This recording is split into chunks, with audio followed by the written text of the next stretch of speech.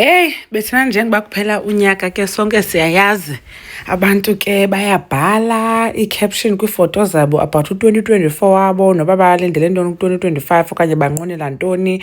Abanye ke benza nee-videos zovala unyaka bayatsho uba benjani u-2024 wabo kwaye banqwenela u-2025 onjani. Now zikhona ii-videos ebekhe ndazenza ke ndisithi, hey uMakhumalo Mseleku ingathi kukhona utshintsho endilibonayo kuye because of izinto ezithile ebengazenzi, like besaposta njengoku into ezidibene ne-sponsorship okanye ezi-brand deals anazo, and then nangoku bekuphuma itrailer kaThando Nesithembu, she didn't share it, whereas uqhela uba ngumntu wokuqala nezingane zesithembu soze angaposti into edibene nazo.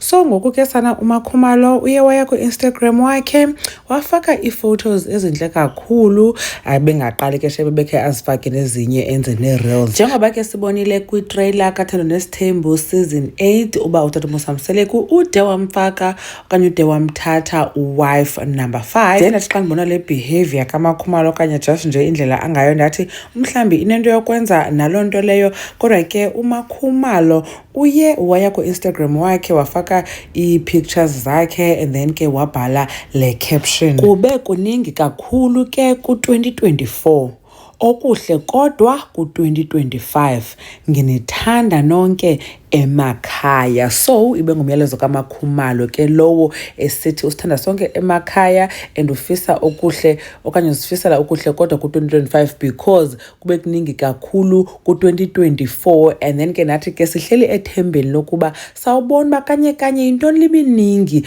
kulo 2024 phaa kwi-season 8 kaThando Nesithembu ozawuqala next month nge-22nd of January. Anyways, Mamgobhozi uyabulela kakhulu ngokuthi nibukele le video. Ndiyathemba uba nani ke ni-ready ungena ku-2025. Ndandibona kwivideo elandelayo. Bye.